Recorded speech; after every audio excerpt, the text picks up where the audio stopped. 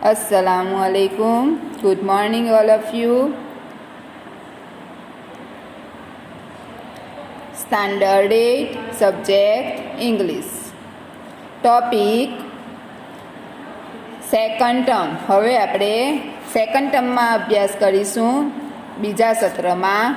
એમાં શરૂઆત આપણે પાઠ્યપુસ્તકથી કરીશું. તો પાઠ્યપુસ્તકમાં unit 1 I will be that, એમાં એક્ટિવિટી 1. અત્યારે આપણે એક્ટિવિટી 1 વિશે ચર્ચા કરીશું. જો અહીંયા પાઠ્યપુસ્તકનું પેજ આપ્યું છે, એમાં activity 1 I will be that, અહીંયા તમારે વાંચન કરવાનું રહેશે. હવે આ જે પોયમ આપી છે, પોયમને આપણે સમજૂતી મેળવવા માટે શબ્દાર્થ જરૂરી છે. શબ્દાર્થની સમજૂતી મેળવવી પડશે, એટલે આપણે પહેલાં શબ્દાર્થ જોઈએ. તમારે વ્યવસ્થિત તમારી નોટબુકમાં દરેક શબ્દાર્થ ડેટ એન્ડ ડે અને ટાઇટલ લખીને 5 ટાઈમ્સ એટલે કે 5 વાર લખવાના છે. આ દરેક શબ્દાર્થ સારા અક્ષરે તમે નોટબુકમાં લખી લેશો. હવે આ પ્રમાણેના શબ્દાર્થ છે, આપણે સમજૂતી મેળવીએ. જુઓ, reading and explain.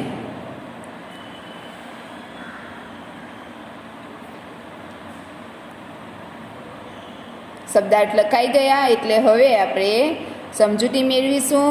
Activity 1, recite after your teacher. Poem તમારે ગાવાની છે. જુઓ, હું અહીંયા વાંચન કરું છું. પહેલાં I told them when I grow up, I am not going to be a scientist or someone who reads the news on TV. No, I want to be free. I am going to be a tree. They said, you can't. No, you can't be that. અહીંયા એક બાળક બોલે છે. Child એટલે બાળક. અહીંયા એક બાળક બોલે છે. એ અહીંયા શું કહે છે? જુઓ, આઈ ટોલ્ડ ધેમ, મેં તેમને કહ્યું. ટોલ્ડ એટલે કહ્યું. કોનું ભૂતકાળ? ટેલનું ભૂતકાળ. TELL ટેલ એટલે કહેવું, એનું ભૂતકાળ છે ટોલ્ડ. મેં તેઓને કહ્યું. When I grow up, grow એટલે ઉછેર થવો. જ્યારે હું મોટો થઈશ. I am not going to be a scientist. હું વૈજ્ઞાનિક નહીં બનું. એટલે સાયન્ટિસ્ટ એટલે વૈજ્ઞાનિક, મારે વૈજ્ઞાનિક બનવું નથી. ઓર someone who reads the news on TV. News એટલે સમાચાર. અથવા, ઓર એટલે અથવા, અથવા કોઈ જે ટીવી પર સમાચાર વાંચે છે તે પણ હું બનવાનો નથી. નો, ના. I want to be free. મારે મુક્ત થવું છે. I am going to be a tree. હું એક વૃક્ષ બનીશ. શું બનીશ? વૃક્ષ બનીશ. ધે સેડ, તેઓએ કહ્યું. You can't, no, you can't be that. ના, તું તે બની શકે નહીં. નેક્સ્ટ પેરેગ્રાફ છે. જો અહીંયા ટ્રીનું પિક્ચર આપ્યું છે અને ત્યાં બાળક પણ છે. જુઓ, એ કહે છે કે હું ટ્રી બનીશ. એટલે આ પ્રમાણેનું ચિત્ર છે. જુઓ, બાળકની કલ્પના છે, વિચાર છે બાળકના અહીંયા. ત્યાર પછી અહીંયા આપણને ફિશ આપી છે. જુઓ, વોટર છે, વોટરની અંદર ફિશ છે.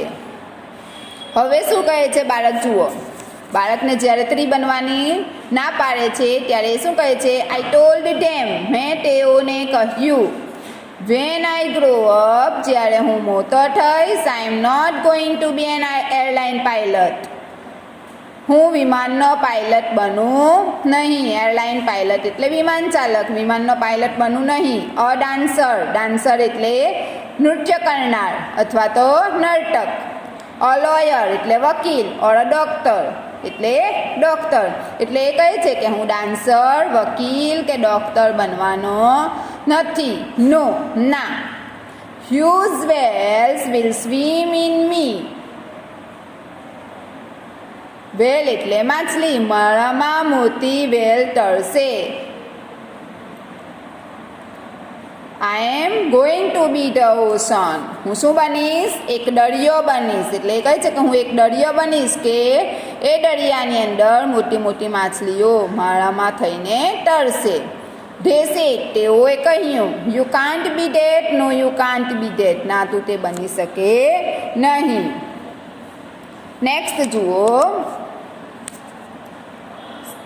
થર્ડ પેરેગ્રાફ છે. આઈ ટોલ્ડ ધેમ. જુઓ અહીંયા આપણને આપ્યું છે ચિત્ર.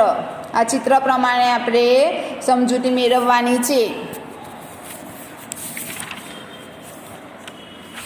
I told them I am going to be a DJ. શું કહે છે? મેં તેઓને કહ્યું I am not going to be a DJ. હું ડીજે નહીં થાઉં. ડીજે એટલે કે આગળ આપણે શબ્દાર્થ લખ્યા છે ડિસ્ક જોકી એટલે કે ગીતોનું મિશ્રણ કરી વગાડનાર. એટલે હું તે બનવાનો નથી. A computer programmer. Computer programmer. A musician સંગીતકાર. ઓર અ બ્યુટિશિયન સૌંદર્ય તજજ્ઞ. આ બધા જે આપણને નામ આપ્યા છે એ કહે છે કે આ બધું હું બનવાનો નથી. ના. Streams will flow through me. Streams એટલે ઝરણું. મારામાંથી ઝરણા વહેશે. મારામાંથી ઝરણા વહેશે. I will be the home of eagles. શું બનશે? હું ખીણ અને ફુવારાથી ભરેલો હોઈશ. I am going to be a range of mountains. હું એક પર્વતમાળા બનીશ. ધે સેડ તેઓએ કહ્યું. You can't be that. No you can't be that ના તું તે બની શકે નહીં. I asked them. મેં તેઓને પૂછ્યું. આસ્ક એટલે પૂછવું. મેં તેઓને પૂછ્યું. Just what do you think I am. જો અહીંયા ક્વેશ્ચન માર્ક છે તો પછી તમે મારા વિશે શું વિચારો છો? Just a child they said. ફક્ત એક બાળક તેઓ બોલ્યા. And children always become at least one of the things we want them to be. અને બાળકો હંમેશા તે બને જે અમે ઈચ્છીએ. ઘણા વિકલ્પોમાંથી એક જ વિકલ્પ કે જે અમે ઈચ્છીએ. આ કોણે લખ્યું છે? Brian pattern. તો આ પ્રમાણેની પોયમ છે. તમારે સમજૂતી મેળવવાની છે અને દરેક શબ્દાર્થ તમારે 5-5 વાર તમારી નોટબુકમાં વ્યવસ્થિત ડેટ એન્ડ ડે લખીને લખવાના રહેશે. Thank you.